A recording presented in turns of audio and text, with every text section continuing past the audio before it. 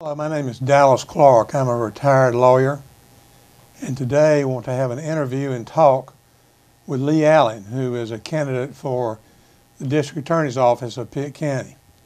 Lee, you doing all right today? I'm doing fine, Dallas. Thank you. Good.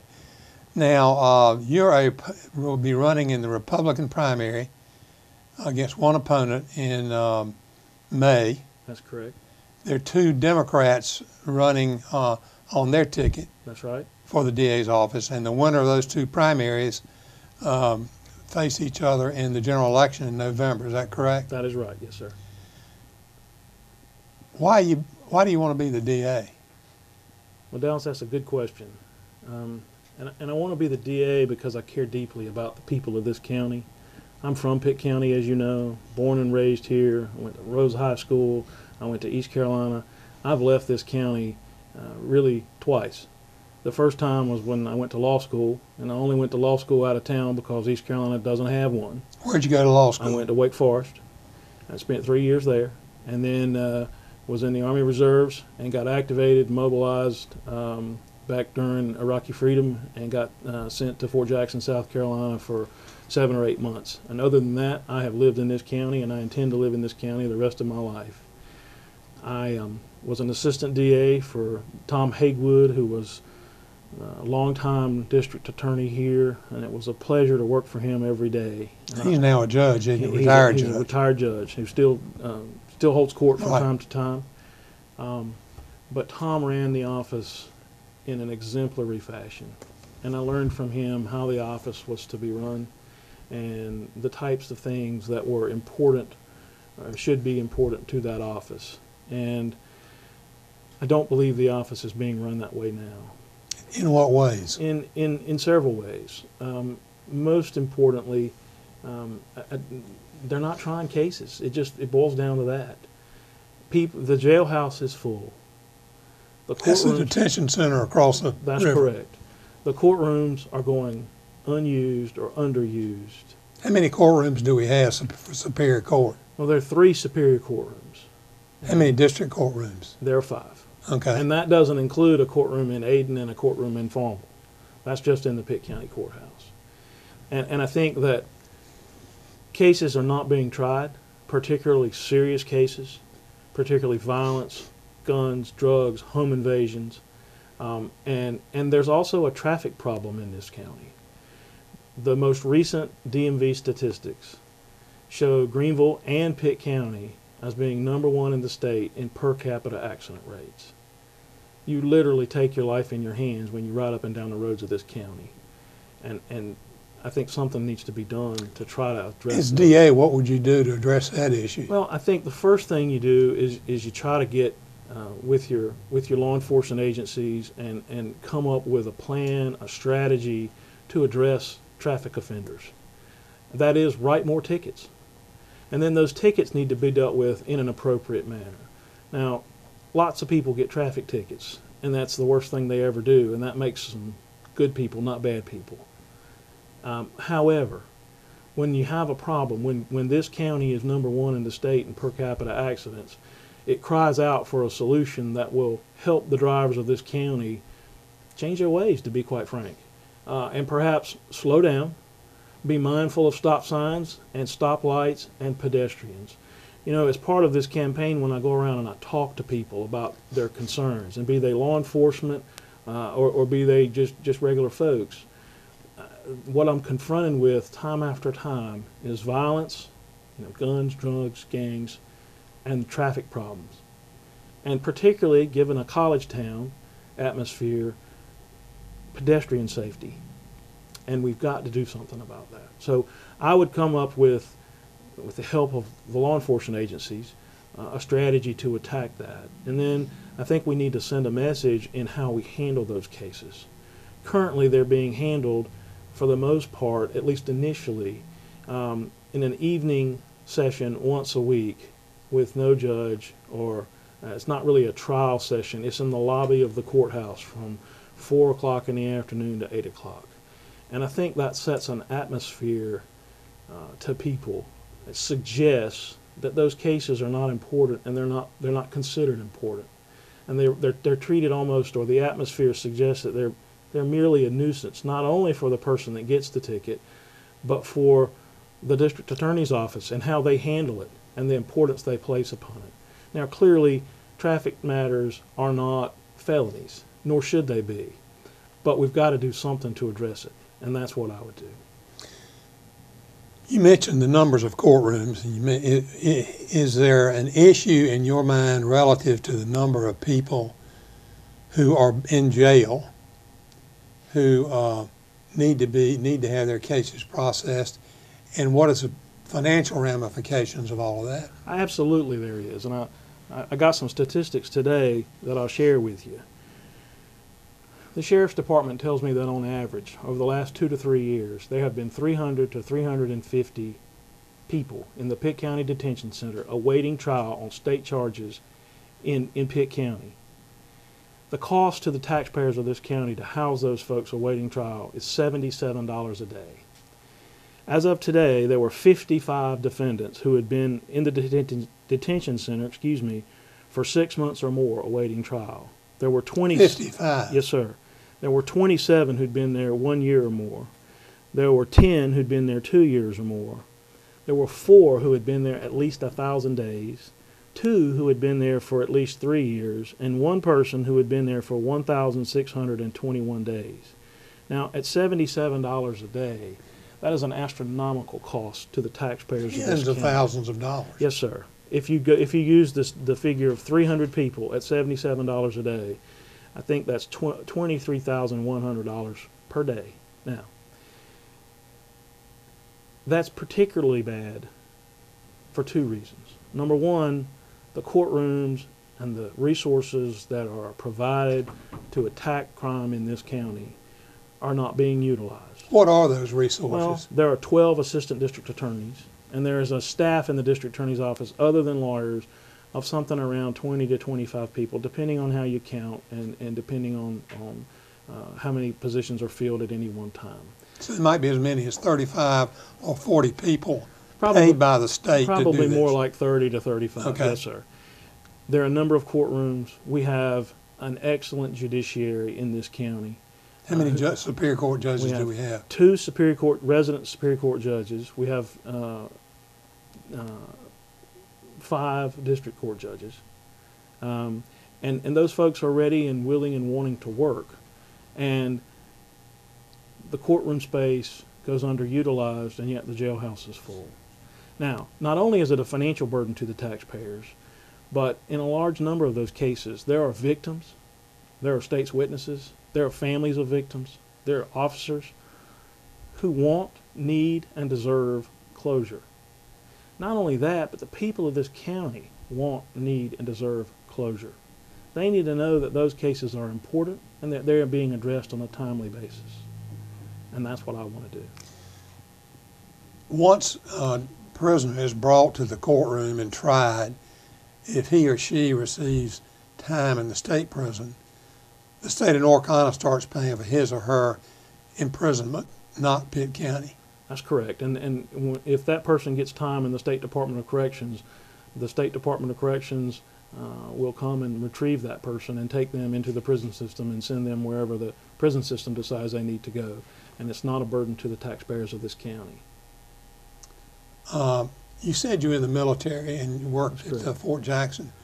What were you a lawyer at the time you were in the military? I was. Go back a second. Yes, sir. You got a commission through ROTC, is that? No, sir. Okay, I didn't know that. I got what's called a direct commission as a JAG officer. Okay. In other words, because I was a lawyer and because I wanted to serve, I was directly commissioned into the United States Army Reserve. You weren't drafted? I was not drafted. We have not drafted anyone since 1973. Not that that would have mattered, but I was directly commissioned as a first lieutenant, not a second lieutenant, but a first lieutenant in the United States Army Reserve and assigned to the Judge Advocate General's Corps, and served as a reservist for a number of years prior to September 11th, 2001. And then as a result of that and the invasion of Iraq, I was mobilized in early 2004 and called to active duty and was sent to Fort Jackson, South Carolina. You were on active duty how long? 7 or 8 months for that period of time. Have you been on active duty other than that? Well, yes, all reservists do periods of Okay. active duty throughout the course of any particular year or time frame for training, for schooling, things like that. Was there any experience you had in your military service that you think bodes well for your opportunity to be a district attorney? I do. I think first of all, the situation for a district attorney, particularly one in this county at this time, cries out for leadership. And as you know yourself from being an officer of Marines, that's something you learn to do. If you don't, you don't survive. You're not successful. You have to be able to lead people, and leading people is an art, not a science. You have to get them on board, and you can use carrot, stick, or a blended approach. And sometimes different things work with different people at different times, and you have to figure that out. And the other thing that I think it did for me, Dallas, is it reinforced a lot of what I learned from my prior experience as an assistant DA about, doing the right thing, and when that's popular and when it's not popular, and standing up for what you believe in when that's not popular necessarily. And then it gave me a lot of faith in the people of our country, and which translates into faith in the good people of this county. Sometimes we as lawyers get kind of jaded because we tend to see folks at the courthouse and they're in situations that they don't particularly want to be in and shouldn't be in, and it's not always a happy time for those people. In fact, it rarely is. And you lose sight of the fact that there is a whole world of folks out there who get up every day and work hard to raise their families and do the right thing in most situations. Now, none of us are perfect, but it really renewed my faith in the average American. It really did. What was your rank when you were discharged from the service? I was a captain. I got picked up for promotion to major about 30 days or so before my resignation took effect, and I was offered the opportunity to come and take the oath and have my discharge papers read as major, but I didn't think that was important or something that I needed to do. I was more than happy to get out as a captain. Well, you were happy to serve too. I was very Proud happy to serve. Proud to serve, and proud every day of my service. You said that you were a district attorney, assistant district attorney under Tom Haywood. How long? From 1994 to 2001. So 7 years or so. Yes, sir. What kinds of responsibilities did you have in that 7-year period as an assistant DA that would help you in the position of being the DA? Well, I started out in district court, traffic court. That's the lower of the trial tribunals. That's correct. There are two, district and superior. District court is misdemeanor trials. Now they have the ability to take some felony pleas. They didn't then, but they do now. Started out in district court, in traffic court, and then misdemeanor assault, and misdemeanor breaking and entering, and so forth. And then began transitioning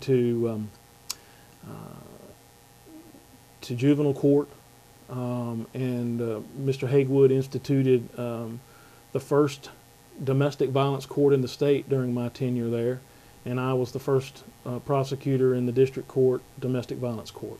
Just to interrupt a second, do you see domestic violence as a problem locally and nationally in these days? Absolutely, absolutely. So you feel like you would aggressively undertake to deal with those cases as soon as possible? You have to, and the people need it. Okay. So after I did that, I at some point after experience doing that, was promoted, if you will, to handling cases in superior court, and for a time I handled the adult sex crimes, and then at the end of my tenure, I was prosecuting the bulk of the drug cases in this county. In addition to sort of more run-of-the-mill, not necessarily in terms of the seriousness, but took my share of other types of cases. Of course, the number of cases that you dealt with then, because the county has grown and for other reasons, there are more of them now than there were then. I think that's a very fair statement. Okay. You said that you wanted to get rid of the backlog of the people in the jail because of concern, not only financially for the burden on the citizens of the county, but because the victims Correct. need closure. Yes, sir. Can you put yourself in the shoes of a victim of a home invasion that's occurred 2 years ago and nothing's happened? Absolutely. How would you, if you were DA in the DA's office and somebody asked you why that occurred, do you have any good answer for them? Well, I'd find out, and I'd do something about it. And I'd look them in the eye and I'd tell them I'm sorry. And I'd tell them that there's no excuse for that. And I'd do what I could to make sure it never happened again. You know, when someone, particularly a victim, is faced with a situation like that, they can come to no other conclusion other than nobody cares. My case is not important. And that is the last emotion, in all likelihood, that person will experience related to being the victim of a crime. It starts with perhaps fear and anger or some blend of that. There's some sort of emotional roller coaster that every victim of crime goes through, outrage, lots of different things. And you need to know, or they need to know, they deserve to know, that the folks at the courthouse care about their case and what happened to them and what's going to happen to them. And to try to give them some semblance of justice. And you know, we learned, Alice, I'm sure you did, probably you don't even have to go to law school to hear that, you know, justice delayed is justice denied. And that's true for victims too. And it's critical that we move cases in a timely fashion for our victims. You're familiar with the present resources of the District Attorney's Office and the space available to try these cases. Yes, sir. Give us a couple of steps you would undertake if you were elected to be the DA for Pitt County to start getting rid of this backlog that's terrible. Well, first, I'd want you and our viewers to understand that for the most part, by statute in North Carolina, the District Attorney's Office determines the criminal court docket. And they certainly have control over what's called the trial list in Superior Court, which is made up of cases that are on a particular court calendar and the order in which they'll be tried. So I think it is important for the district attorney and his or her staff to know their cases, to understand what they're about, how they prove that case, or if they can't prove that case, why, and either fix it or accept it, explain it, and move on. You know, and then you have to set a standard and a tone and an atmosphere for your assistants. That is to say, here are the policies that we have. This is how you address these things. And you have to work with the victims or your witnesses to include law enforcement and get their input and make sure that you're communicating effectively with them. That is to say, listening and then also telling them what they need to know about the case and putting it on a calendar in a timely fashion. If the case can be resolved short of a trial in an appropriate manner, great, but it needs to be done. And if not, then it needs to be tried. And that's the most important thing that can be done, is try cases. Would you try cases? Absolutely. You wouldn't just be an administrative? Absolutely not. Although administration is an important part of this job. But no, sir, I would be in the courtroom too. And then you have to have experienced assistant DAs, and not one or two.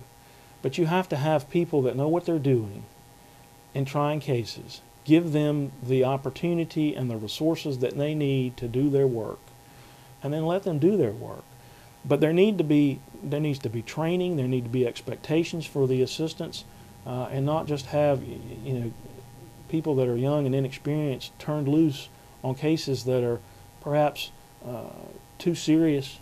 Above their pay grade. Exactly. Not to say that they're not good people, not to say Right. they're not good lawyers, and not to say they won't be better lawyers. But the people of this county, the victims, who assume that all is well in the system and then go thinking that the right thing will happen, deserve a competent, experienced prosecutor who will do his or her best to see justice done in his or her case. So 2 more questions. Yes, sir. How do you envision your DA's office being if you get elected differently from the way it is at this time? Well, I think some of what I just touched on, it is important to set a standard of respect for the process. That is for the court, the parties, the people involved, be they spectators, jurors, witnesses, defendants, victims, law enforcement, whomever. That doesn't mean that we will always agree, because we won't. But you have to treat them with respect. You have to communicate, and you have to show them that you're willing to work and try cases. At the end of the day, that job, in its essence, boils down to trying cases. And you have to be willing to try cases. And you have to know what cases to try, and you have to be willing to do that. And that's how one way that I'll be different. Another way that I'll be different is my staff, be they assistant district attorneys, be they staff members, or myself, we will return phone calls in a timely fashion. We will reach out and communicate with our victims and our witnesses in terms of subpoenas, in terms of getting information from them related to restitution, finding out what happened, getting their input on a case. Now, that case is entitled State of North Carolina versus whatever the defendant's name is. It's not victim versus. And so ultimately it would be the district attorney's responsibility, either himself or herself or through an assistant DA, to make decisions. And sometimes you have to make decisions that are contrary to the wishes of your victims. But when you do that, you need to effectively communicate to them what you're doing and why. They may not like it, but you owe it to them to explain it to them, and to do so timely, not at the last minute, and not after the fact. We do that a little differently.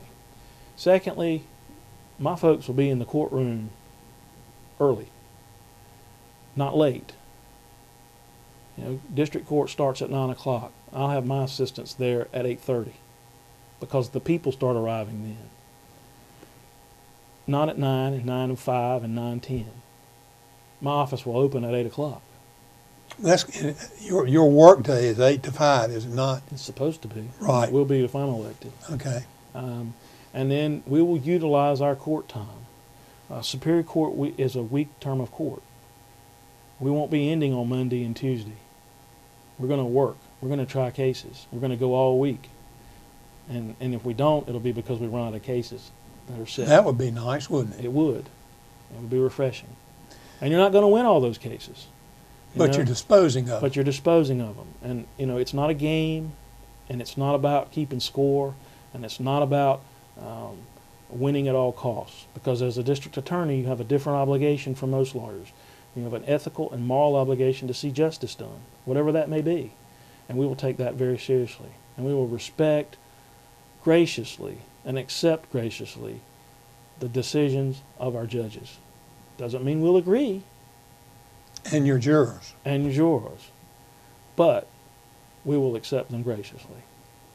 Candidates always make promises. They make probably more promises than they do commitments to the people they're running, that are going to elect them. What would you say, and this can be our conclusion, about the promises or commitments that you make to the voters of this county if you're elected DA? Well, that's a good question, and I appreciate you asking me. I'll make several promises to the people of this county. First of all, as I said, my staff and I will try cases. We will wisely and appropriately allocate the resources provided to us for the fight on crime to those cases that are most deserving of it. Guns, drugs, gangs, violence, and we'll make sure that those cases get the attention that they need. Secondly, we will address the traffic problem in this county, and we will do all that we can to make it safer for all drivers and all pedestrians who use the highways, roads, and streets of this county. Third, we will be responsive to the people of this county. We'll return phone calls on a timely basis. Phone calls will be returned the same day if possible, and if not, within 24 hours. And I can't think of a reason why they wouldn't be returned in 24 hours.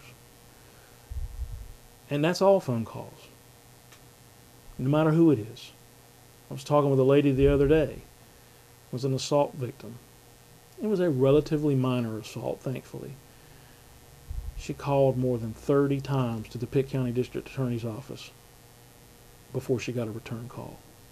She left messages to call? Yes, sir. Most people aren't going to call that many times. They're just going to assume that their case is not important and give up. And that's a travesty. Fourth, our attitude will be one of respect for the power and majesty of the court and the process. My staff will not wear blue jeans in the courtroom during business hours with a judge on the bench. Maybe I'm old-fashioned, and I have nothing against blue jeans. But in that situation, we're public servants. We represent the people of this county, and it is disrespectful, in my opinion, for that to happen, and it won't happen on my watch. And that's what I'll do for the people of this county. Let me ask you one other question that we can end on this. You have friends who are Democrats. Yes, sir, I do. Who want to vote for you in a Republican primary. As a registered Democrat, they can't do that, can they? That is correct. But how easy is it to have their party affiliation changed for the purpose of the primary election process? In the Republican primary, you can vote if you are a registered Republican or if you are registered as an unaffiliated voter, and it is an easy process. There is one simple form that you can get from the Pitt County Board of Elections, and you can mail that in. You can call them and they'll send it to you. You can call them and they'll send it to you, and it's available online. If you can contact me, 252-347-9638. I'll be happy to get a form to anyone who wants it. You can fill that form out, change your registration to unaffiliated, and vote in the Republican primary. And then if you choose, you can change back to Democrat if you're so inclined. You certainly can. Okay. Well, thank you. I appreciate it, and we all certainly wish you good luck. Thank you, Dallas.